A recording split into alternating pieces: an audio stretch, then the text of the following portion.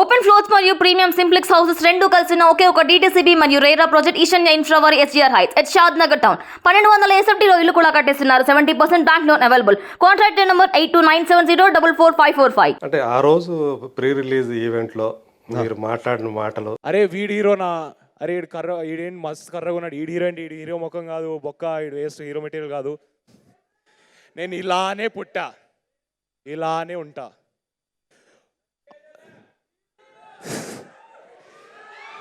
ఒక మనిషికి నలుపు తెలుపు అందం కాదు బ్రదర్, ఒక మనిషి సక్సెస్ని డిసైడ్ చేసేది ఆ మనిషి hard work, talent and discipline మాత్రమే డిసైడ్ చేస్తాయి. మనందరి నసీబుల్లో ఏం రాసి పెట్టిందో ఎవ్వడికి తెలియదు, కానీ నచ్చినట్టు మార్చుకుంటాం, కావాల్సింది లాక్కొని తెచ్చుకుంటాం. అది ఇజ్జత్ అయినా ఔకాదైనా. సో అందరూ కూడా ఎమోషనల్ అయ్యారు.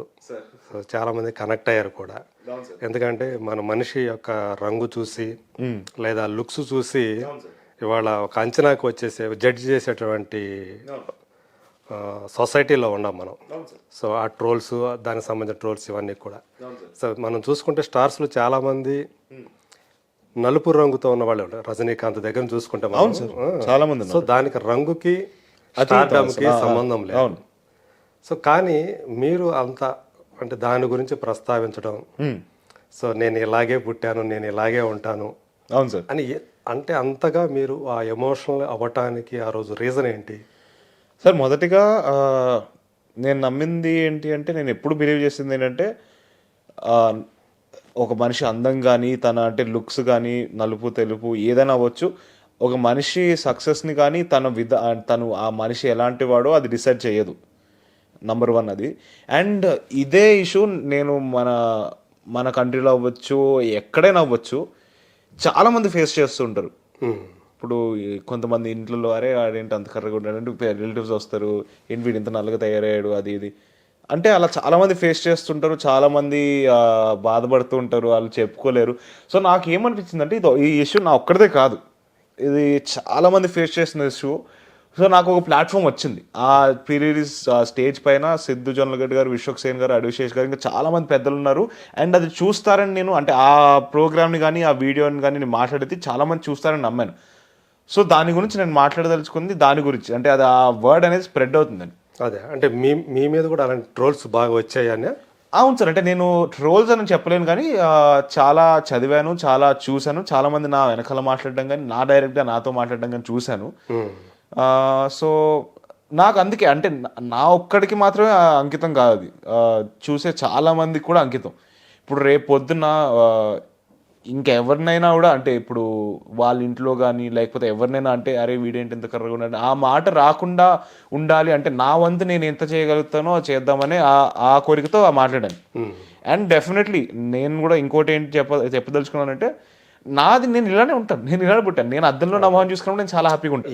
ఈవెన్ మీ చెల్లెల గురించి కూడా ఎప్పుడైనా కనిపించినప్పుడు, ఏదైనా ఈవెంట్లో కనిపించినప్పుడు సొమ్ము కూతురు ఎలా ఉంది ఏంటి అని చెప్పేసి కామెంట్లు నాకు చాలా అందం కనిపిస్తుంది మా చెల్లి. అదే. అండ్ అందం అనేది ఒకరొకరి నుంచి మారిపోతూ ఉంటుంది. ఇప్పుడు ఎవరు ఇది అందంగా, ఇప్పుడు నేను ఒకరికి అందంగా కనిపించచ్చు, నేను ఇంకొకరికి చాలా దరిద్రంగా కనిపించచ్చు. సో అది పర్స్పెక్టివ్ మాత్రమే తప్పితే ఇదే అందం అని ఎవరు చెప్పలేరు, చెప్పకూడదు కూడా. అంటే మన దౌర్భాగ్యం ఏంటంటే సార్, ఈవెన్ పెళ్లిలో కూడా అవును సార్, అమ్మాయి కానీ అబ్బాయి కానీ తెల్లగా ఉందా, అవును ఎగ్జాక్ట్లీ తెల్లగా ఉన్న వాళ్ళని పెళ్లి చేసుకోవాలి, అదే ఒకటి అమ్మాయి క్యారెక్టర్ కానీ లేకపోతే అబ్బాయి క్యారెక్టర్ కానీ ఎవరు ఫస్ట్ అంటే కనిపించేది చూస్తారు, కానీ లోపల చూస్తారు తప్ప లోపల మనిషి ఏంటి అంటే మనిషి మంచిగా చూసుకోగలుగుతాడు లేదా, ఇవన్నీ తర్వాత వస్తాయి. నాకు తెలిసి ఫస్ట్ అది ఆలోచించాలి కదా సార్. అవును. సో అమ్మ కూడా అప్పుడు నేను చూశాను అది సార్, మీరు ఆ మాటలు చెప్తా ఉంటే తను కూడా ఎమోషనల్ అవటం సార్. తర్వాత మీ స్పీచ్ అయిన తర్వాత తను వచ్చి మిమ్మల్ని ముద్దు పెట్టుకోవడం కావాలి. సో అమ్మ నాన్నలో మీకు సంబంధించి వాళ్ళ సపోర్టు ఎలా ఉంటుంది? సో డెఫినెట్గా డే 1 నుంచి నాకు అంటే మొదటిగా నాకు ఎక్కడ సపోర్ట్ చేశారు అంటే, చిన్నప్పటి నుంచి నాకు ఒకటే మాట చెప్పారు, నీకు నచ్చింది నువ్వు చెయ్యి నీ లైఫ్లో, అది ఈరోజు నీకు యాక్టింగ్ అనిపించచ్చు, తర్వాత మారినా పర్వాలేదు, నీకు ఎప్పుడు ఏది నచ్చుతుందో దాన్నే ఫాలో, నీ మనసు ఏం కోరుకుంటుందో దాన్నే ఫాలో. అంటే ఇప్పుడు నువ్వు నాకు ఎప్పుడు ఏ రోజు కూడా మా అమ్మ కానీ నాన్న కానీ తాత నాన్నమ్మ ఎవ్వరు చెప్పలేదు నువ్వు యాక్టరే అవ్వాలని ఎవ్వరు చెప్పలేదు. లేదు నీకు ఇప్పుడు నీకు యాక్టర్ అవ్వాలని ఉంది కదా, తర్వాత నీకు మనసు మారినా నీకు వేరేది నచ్చినా అదేనా చెయ్యి అని చెప్పారు. లక్కీలీ నా మనసు మారలేదు, మారదు కూడా ఎప్పటికీ. నేను ఇదే చేస్తుంటాను. బట్ అది ఫస్ట్ అలా సపోర్ట్ ఇచ్చారు సార్. అండ్ సినిమా పరంగా వస్తే యాక్టింగ్ గురించి కానీ చాలా నేర్చుకున్నాను నాన్న దగ్గర నుంచి, అమ్మ దగ్గర నుంచి. చాలా మందికి తెలియంది ఏంటంటే మా అమ్మ ఒక నేషనల్ అవార్డ్ విన్నర్. ఆవిడ యాంకరింగ్ స్టార్ట్ చేయకముందు ప్లేలు చేసేవారు. పుత్రకామేష్టి అని ఢిల్లీకి ఒక ప్లేని తీసుకొని వెళ్ళారు, స్టేజ్ ప్లే. దానికి బెస్ట్ యాక్ట్రెస్ అవార్డు కూడా వచ్చింది. సో ఆవిడ దగ్గర నుంచి కూడా చాలా యాక్టింగ్ టిప్స్ కానీ ఇవన్నీ చాలా తీసుకున్న రోజులు ఉన్నాయి. సో డెఫినెట్గా వాళ్ళిద్దరూ లేకపోతే మా తాత నాన్నమ్మ వీళ్ళు ఎవ్వరు లేకపోతే వాళ్ళందరూ కూడా యాక్టర్లే. వీళ్ళందరూ లేకపోతే నేను ఈరోజు అంటే ఇప్పుడు మీరు అంటున్న యాక్టింగ్ కానీ ఇప్పుడు చూస్తున్న స్క్రీన్లో యాక్టింగ్ కానీ ఏది అయ్యి ఉండేది కాదు. డెఫినెట్గా who I am today is completely because of my family. అదేలే, అంటే చిన్నప్పటి నుంచి మీ చిన్నతనంలో తాతయ్యని నాయనమ్మని చూశారు. సో చాలా మంది యాక్టర్లకు వాళ్ళు నటన నేర్పించడం చూశారు. అవును సార్. అట్లాగే నాన్న నటుడు అయ్యాడు, అమ్మ యాంకరు. సో తను కూడా తనలో మంచి నటి ఉంది. ఇవన్నీ చూసేటప్పుడే ఆ ఇంట్రెస్ట్ అనేది ఆ చిన్నతనంలోనే మీకు కలిగిందంటారా, లేకపోతే? నాకు అంటే నేను పుట్టినప్పుడు ఇన్స్టిట్యూట్లో, అంటే మా ఇల్లు ఇన్స్టిట్యూట్లో ఉండేది సార్, అక్కడ పాత కాలనీలో. సో ఫస్ట్ ఫ్లోర్లో ఇల్లు ఉండేది, గ్రౌండ్ ఫ్లోర్లో ఇన్స్టిట్యూట్, అంటే మొత్తం కలిసిపోయి ఉండేది. సో నాకు తెలిసి సబ్కాన్షియస్గా అంటే ఎక్కడో ఇన్ఫ్లుయెన్స్ చేసి ఉంటుందేమో, కానీ నాకు చిన్నప్పటి నుంచే యాక్టింగ్ అంటే చాలా ఇష్టం. అంటే నిజమైన ప్రేమ అనుకోవచ్చు అమ్మ తర్వాత. ఒక నిజమైన ప్రేమ అంటే యాక్టింగ్, సినిమాలు అనేది. సో డెఫినెట్గా చిన్నప్పటి నుంచే ఇంట్రెస్ట్ ఉంది సార్. కానీ అది వీళ్ళని చూసో వాళ్ళని చూసో ఇన్ఫ్లుయెన్స్ అయ్యి ఉండదు సబ్కాన్షియస్గా. లక్కీగా నాకు నా వంతు అంటే నాకే ఇంట్రెస్ట్ ఉంది కాబట్టి అలా జరిగిపోయింది. అది తాతయ్య వచ్చేసి క్యారెక్టర్ ఆర్టిస్ట్గా కొన్ని సినిమాల్లో విలన్గా కూడా ఆయన మంచి పేరు తెచ్చుకున్నారు. బట్ ఒక స్టార్ యాక్టర్ అని అనిపించుకోలేకపోయారు. అవును సార్. నాన్న చూసుకున్నా కానీ నాన్న కూడా కొన్ని సినిమాల్లో హీరోగా చేశారు.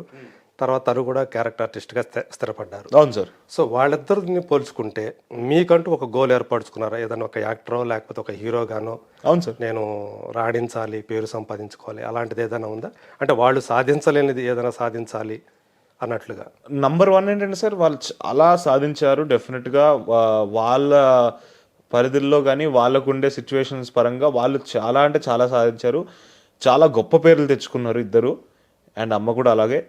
అండ్ నాకంటూ నా గోల్స్ ఉన్నాయి సార్ డెఫినెట్గా. అంటే వాళ్ళ గోల్స్ ఎలాగుంటాయో నాకు నా సపరేట్ గోల్స్ ఉన్నాయి. ఇప్పుడు వాళ్ళది తక్కువ చేయడం కానీ నాది ఎక్కువ చేయడం కానీ అస్సలు చేయను. నా గోల్ నాది. ఓకే. సో డెఫినెట్గా నాకు అంటే రాణించాలి అనే పదం వాడకుండా డెఫినెట్గా అంటే నాకు నా అంబిషన్స్ ఉన్నాయి. నేను ఒక లెవెల్లో ఊహించుకుంటున్నాను నన్ను. అది నేను కష్టపడో ఏదో చేసో రీచ్ కథానాయకుడుగా అనొచ్చు. ఎస్, కథానాయకుడుగా అండ్ ఆ స్టోరీని డ్రైవ్ చేసే క్యారెక్టర్గా. ఓకే. అంటే అది కథానాయకుడే అవ్వచ్చు. సో అలా డెఫినెట్గా నేను పేరు తెచ్చుకోవాలని కోరుకుంటున్నా. అండ్ అది నా కోరిక సార్. అండ్ వాళ్ళ సందర్భాలు వాళ్ళకు ఉండే సిచ్యువేషన్స్ డెఫినెట్గా వేరు. తాతకి అప్పుడు నాకు బాగా గుర్తు, నాన్న చెప్తాడు, ఇన్స్టిట్యూట్ అప్పుడు ఫస్ట్ యాక్టింగ్ ఇన్స్టిట్యూట్ మొదలెట్టి టీచింగ్ చేశారు చెన్నై మద్రాస్ ఫిల్మ్ ఇన్స్టిట్యూట్లో. తర్వాత తాత సినిమాలకు వచ్చారు, డైరెక్షన్ చేశారు, అన్నీ చేశారు, మంచి పేరు వచ్చింది. అప్పుడు ఎవరో అంటే నాకు గుర్తులేదు ఎవరు మాట్లాడారో కొంచెం భయపెట్టారు. చూసుకో దేవదాస్, ఇప్పుడు ఇలా వస్తున్నావు, ఈ వైపు వస్తున్నావు, రెండూ కాకుండా అయిపోతుందేమో, ఒక వైపు ఫిక్స్ అయిపోను. డైరెక్షన్ వైపు వచ్చినప్పుడు డైరెక్షన్ వైపు వచ్చినప్పుడు ఇప్పుడు బాగా ఒక టీచర్గా చాలా బాగా పేరు వస్తుంది, రెండూ కాకుండా అయిపోకుండా ఉండాలి, ఒక దానికి ఫిక్స్ అయిపో అని చెప్తే ఇంకా మా తాతకి అప్పటికి ఉండే సిచ్యువేషన్ బట్టి నాకు తెలిసి అలా సెటిల్ అయిపోయారు. ఓకే. సో నాన్నకు ఉండే చాలా సందర్భాలు కానీ ఇంకా ఏమేమో ఉండుంటాయి. దానివల్ల వాళ్ళు దాన్ని ఇంకా ఫోకస్డ్గా అప్పుడు ముందరికి తీసుకెళ్ళలేదు. అండ్ నేను డెఫినెట్గా చచ్చో చెడో ఏదో చేసి ఇక్కడే ఉంటాను, నా పేరు నేను సంపాదించుకుంటా.